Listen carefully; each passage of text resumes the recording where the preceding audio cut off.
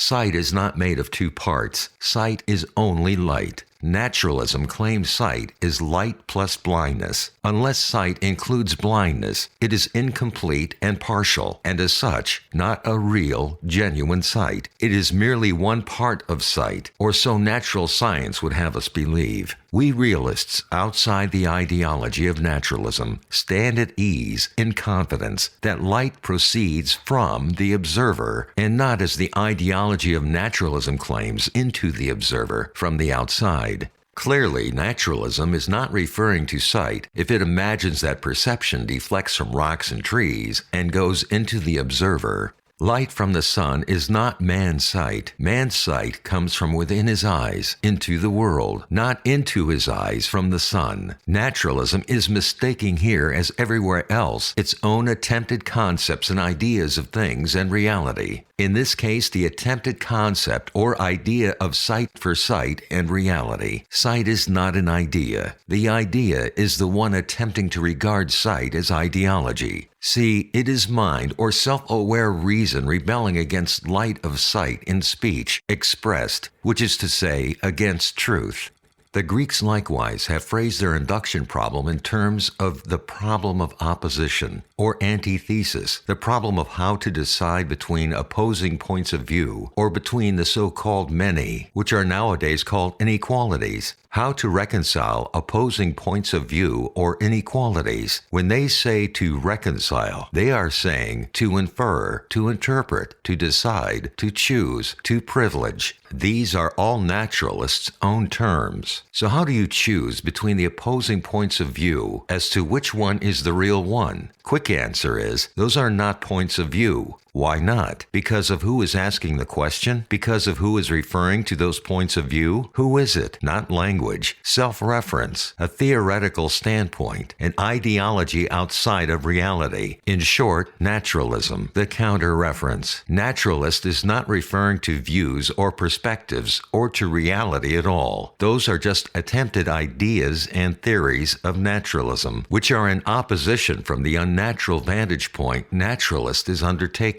by trying to equate instead of accepting reality of words as the given. Opposing claims are made about the same thing, we are told by the Greeks. The weak point in that statement is the phrase, the same thing, which stands for the so-called the one, the so-called object, the so-called equality or identity. However, it is not true that in reality opposing claims are made at all at the same time and place and person. In reality, to a person of purpose, per each moment of time and place, there are only single claims made. It is only to a theory. There appears more than one claim at a time. Naturalist is confused, and so he continues arguing that one man claims that he sees particular object as rectangular, and another man claims he sees it as circular. Since the naturalist is unaware that this is not true, he asks, so what is the one, real shape of the object? This has also been called the problem of the one and the many. The answer is there is no it the skeptic is speaking about, since he is not speaking at all. His language is non-referential, which is tantamount to saying it is not a language. There is no one and there is no many. That is the answer to the skeptic. There are no many perspectives because there is no one perspective, since you, the skeptic, is not referring to perspective at all, as you are questioning the perspective, at which instant you are not speaking about perspectives, but about ideas, your attempted ideas of perspectives, which cannot exist. The moment you question in order to deny reality, you disqualify yourself as a speaker. Doubter or skeptic is not a speaker. As such, you do not qualify for an answer. Only a naturalist, a theorist, or dogmatist could fall into this trap of his own making. He is making it by equating one with the other so as to form idea, category, concept, principle, or law as the way of life and reference to reality. Principle or law as the way of life and reference to reality in order not to accept the word of truth he is facing, so as to reject the truth by questioning words through equating them. This is evident by the obsession to think in terms of classes, equations, and seeking similarities as opposed to dissimilarities, so as to form categories that block and separate him from reality. So the answer is, there's no other man. There are no two men. There are no two claims available. There is no opportunity in reality where such dogmatic multiplicity is every up for consideration of purpose. There are no two men because there is no one man to begin with, since who it is that is referring to that one man is he who doubts, he who privileges to equate one statement not with its author, but with another statement, which results in statement minus its author, forming gap of doubt left after the author. So what is the induction problem? First, what is induction? According to naturalism, induction is the choosing or the privileging out of the allegedly many possible descriptions of the world, the correct one. Induction problem is a problem because it is not clear to naturalists how to choose the one description as a matter of law or principle rather than a person. For if choosing is undertaken by a person, an observer, then naturalism claims that choosing was undertaken by bias, by point of view, that is, by pollution or toxicity, since according to naturalism, sight is pollution, an ideology above real reality. How then, asks the naturalist, are you telling the truth? What law compels you to tell the truth? We answer that by pointing out that there is no plurality, no many to choose from. There is always only one. One-to-one relation in reality, not one-to-many, as it is held within the ideology of naturalism. One and always only one description left to accept rather than many to choose from. That to naturalists is implausible, since naturalist is a theorist, a mindset. As a self-aware theorist, he thinks himself to be choosing from among many possible descriptions which appear to him alone. But such is not the case outside of the ideology of naturalism, where the so-called many are never part of reality or even possibility, as that is possibility not to a person or a being in reality of particular time or place and purpose, but only to a theorist, to an active reality denialist, one who speaks from the position elevated above reality, hoping to build surrogate theory of reality in order to deny reality. Since such standpoint is always ideology, it is not reference, nor is it referring to any descriptions of nature. Ideology is not a reference at all, and therefore that is plurality or multiplicity only to a mindset, to a theory. Outside of the mindset, at each and every point of reality of time and place, there is always only one reality to accept. Naturalists, when they try to solve their induction problem, like to phrase this so-called problem also in the following way. In order to attain absolute certainty in our knowledge about the world, we must justify or categorize the scientific knowledge itself. But how can we make scientific knowledge certain when neither the so-called general statements nor statements about the future have any degree of certainty? For even modest claims about observable traits, such as grass is green, will cover more cases than the person has actually observed.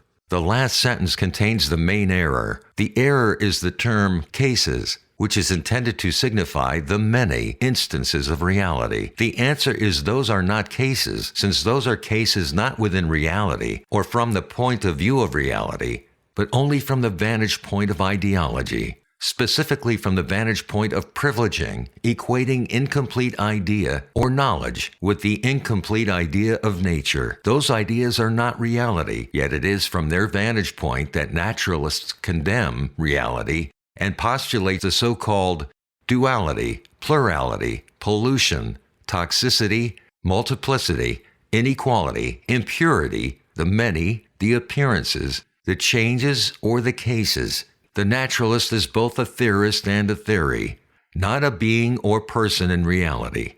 Theorist or idealist is reality defier, not a being or reality. Within the ideology of naturalism, the theory of induction, we are told, is the missing link between sight and speech. Once man rejected the author of words, there formed a gap in place of the author, gap which is a concept seeking to justify sight by justifying idea of sight, and to connect sight with speech as a matter of principle or law or method.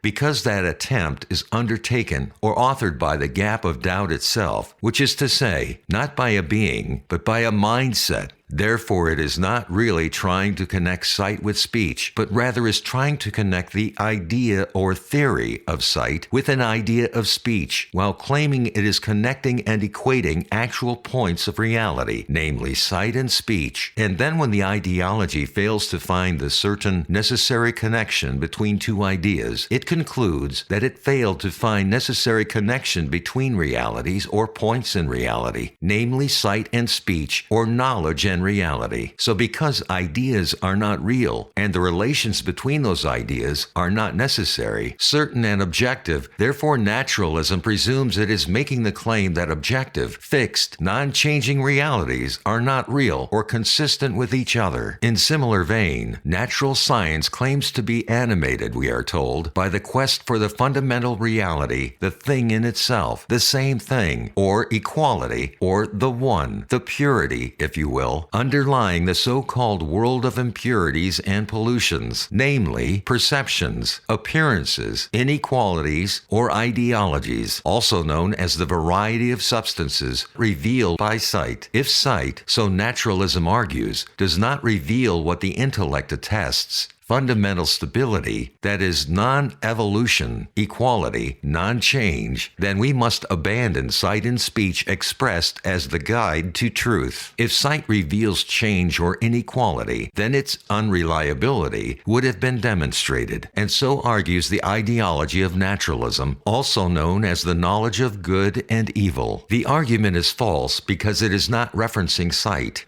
But of course, it would have not been demonstrated, as it is demonstrated only within the attempted ideology, not in reality. Neither the ideology of naturalism nor the ideology of natural science has basis for the claim that it had begun speaking about reality or referring to reality. For naturalism to talk about the so-called underlying reality is based on the premise that the ideology of naturalism has begun referring to any reality in the first place. Only on that groundless assumption it becomes possible for the ideology of naturalism to continue making further false claims as if they were about reality, namely that the reality we perceive is not reality, since it is perceived, and that since perception is theory-laden, according to the ideology of naturalism, that it is not reality, being and sight, but rather ideology, and as such, we do not see reality directly as we see something else first, namely our sight, the sight of reality, or a copy of reality, or the inequality of reality, or the change of evolution of reality. You have heard that right. Naturalism, through natural science, claims we do not see the world, but the sight of the world. We see sight, according to naturalism, since naturalism imagines sight comes from the sun, and so based on these twisted assumptions, the ideology of naturalism declares that we live not in reality, but in copies, appearances, inequalities, changes, systems, structures, revolutions, or evolutions. However, we do not, since we reject the ideology of naturalism is reference to reality or statement about reality. Ideology is neither truth nor reality. Reality is not appearance or inequality or change or supremacy, as that is inequality, change, or supremacy not from objective point of view, not from the point of view of reality, but from a standpoint of outside of reality, from a standpoint of privilege, namely the ideology of naturalism elevating itself over and above the relation between man below and God above. That is inequality only from the vantage point of the attempted equality, which does not exist, according to the eyewitnesses of inequality themselves. Induction is the functional equivalent of the object as opposed to the perceiving subject. Such object, however, is merely attempted and never established, since it is being established by prior ideas, namely the formal equation of knowledge to nature. Induction problem is this very attempt to equate sight with mind, and then to search for the alleged connecting category between them, as if sight required a category in order to be objective perceiver of reality. That equation is blindness, yet reported by naturalism as the object, the changing object. Attempting to equate sight to anything is to reject it, to reject light. Words are light. The attempt of natural science to reduce sight to mind should be checked on moral grounds. Blinding people is a sin and not an honorable pursuit. So